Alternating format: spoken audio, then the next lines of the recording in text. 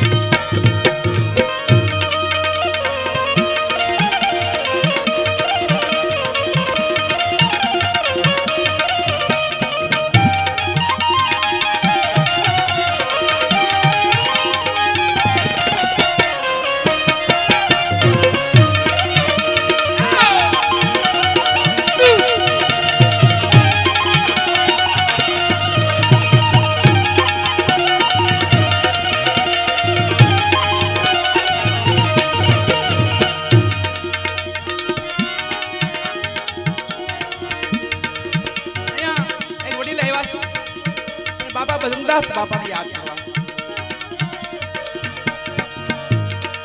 આટલો સંદેશ બાપા બજરંગને કહેજો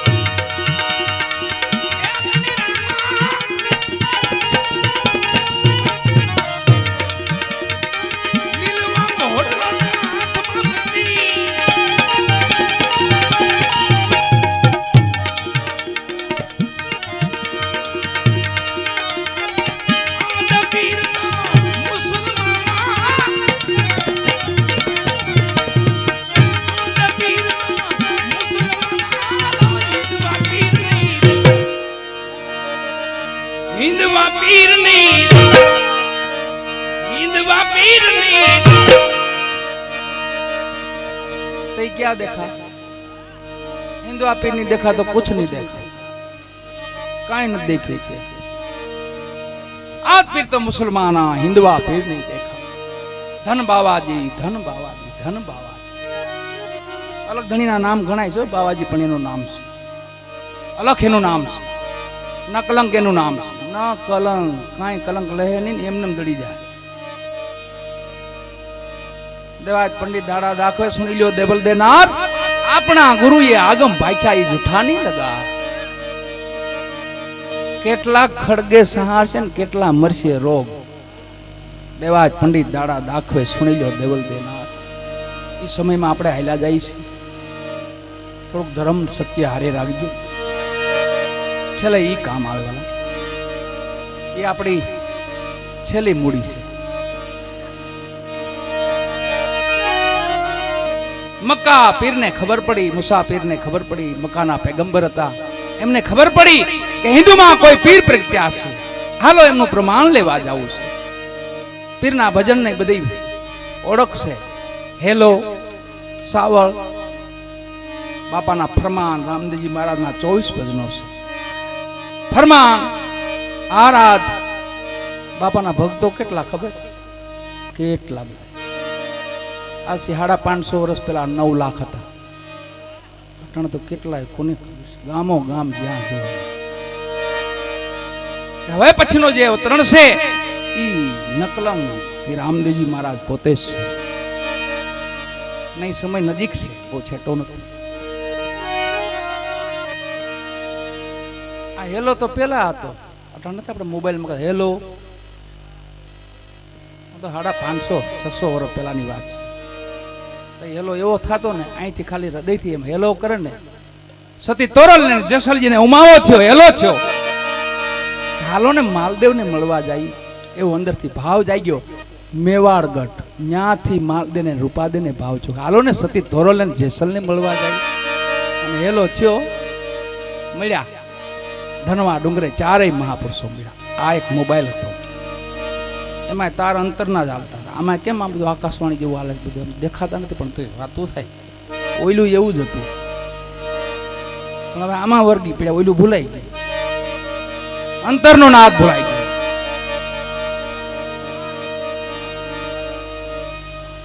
ઘોડલો કકાઈ ઘોડલો એવો હતો, મને શું આવ્યું ધૂણો આમ કકાઈ એવું શું આવ્યું. રામાપીર બાપાનો હેલો ગાઈ ને તો ધૂણે માણસો, કેમ કે તો પીરાણું છે, કદાચ એ વાસ કરતું હોય.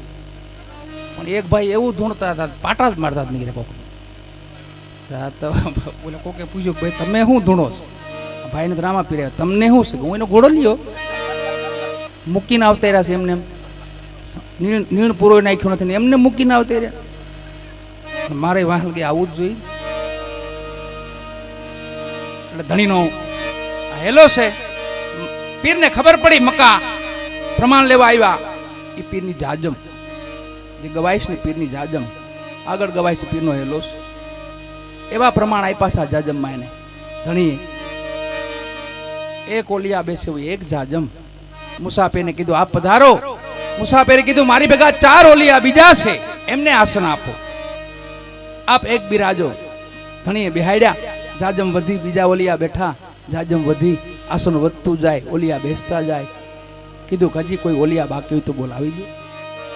અને મક્કામાં આકાશવાણી થયો, તમારે પીરાઈ જોવી ને પીરાઈના દીદાર કરવા હોય તો આવો રાજસ્થાન ભૂમિમાં.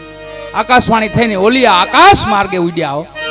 કેટલા 1000-2000 થોડા કાંઈ, 50,000 નહીં, 1,00,000 નહીં, 1.5 લાખ નહીં, 1,80,000 આકાશ માર્ગે ઉડ્યા. એક જ આસને બાપાએ બધાને બેહાડ્યા. જેમ બેહતા જાય એમ જાજમ વધતી જાય, જેમ બે એમ જાજમ વધે. પીર બાપાએ ડાલીબાઈને કીધું કે બાપા આપણે આંગણે ઓલી આવ્યા છે, આપણે પ્રસાદ લેવડાવો છે. એક કુરડીમાં હવા પાલી ચોખા ઓર્યા અને ડેગ ખાલી ઓલિયાઓને કીધું કે આને ચડાવી દો ચૂલ ઉપર. 1,80,000 ઓલિયા ઉઠ્યા, ડેગ ઉપડી નહીં વાલા, દોરા હોય ખાઈ નહીં હોય. ડાલીબાઈને લગધણી રામદેવજી મહારાજે કીધું બાપા ડેગ ને ચડાવી દો. ડેગ ચડ્યા પછી રંધાઈ ગયા પછી કીધું ઓલિયાઓને ખાલી ઉતારી તો લ્યો. 1,80,000 ઉઠ્યા, ડેગ ઉતરી નહીં. ડાલીબાઈને કીધું બાપા ડેગ ને ઉતારી દો. ડેગ ઉતારી અને હવે આમાં મન ભાવતા ઓલિયાના જે મનમાં હોય ને એ ભોજન પીરસો. ડેગમાં તો ચોખા જ હતા, ડેગ હતી, મીઠા ચોખા, ભાત. ઓલી એક ઓલિયા બોલ્યા, પ્રમાણ લેતા હતા બાપા રામદેવજી મહારાજનું, કેટલીક પીરાય છે એમ કે મારે 5 દિના વાસી ટુકડા એ ડેગમાંથી ખાવા છે. વાસી ટુકડા સુકાઈ ગયેલા. ડાલીબાઈ વાસી ટુકડા પીછાય ઓલિયાને. એક ઓલિયા એવું બોલ્યા મારે ચૂરમાના લાડુ ખાવા, મોતીચૂર. ડાલીબાઈ લાડુ પીછ્યા. 1,80,000. એક ઓલિયા એવું બોલે કે માં ગંગાને પ્રગટ કરો, સ્નાન કરી પછી અમે પ્રસાદ લઈ. માં ગંગાને પ્રગટ કર્યા, બાપાએ ભાલો માર્યો. માં ગંગાનો પ્રાગટ્ય છું. ઓલિયાએ સ્નાન કર્યું. એક ઓલિયા કે અમારા વાસણ લઈ આવજો મક્કાના, તમારા વાસણમાં અમે નો જમીએ. અલગ ધણી રામદેવજી મહારાજે અહીંથી લાંબો હાથ કર્યો, મક્કામાંથી વાસણો લઈને આગળ ધીરા કર્યો, જમી ગયો. પ્રમાણ માથે પ્રમાણ, પરચા માથે પરચા. છેલ્લે એક ઓલિયા તો એવું બોલે છે કે આમાંથી કાંઈ નહીં હાલે, હલાલ કરેલું આપો. ઈ પણ ડાલીબાઈએ પીરસ્યું, તમે ઈ જમો. પછી જે મુસાફિર હતા ને ઉભા થઈ ગયા, બાપ તું તો વડો પીર. મુસાફિર પોકરાણગઢ જાઓ તો એમની મજાર છે, ત્યાં એમના દીદાર કરજો. મુસાફિર પછી ગયા નથી મક્કા, પોકરાણગઢ રોકાઈ જાય છે ઘણી પાસે. આદ પીર તો મુસલમાના હિંદવા પીરની હિંદવા પીરની બાવા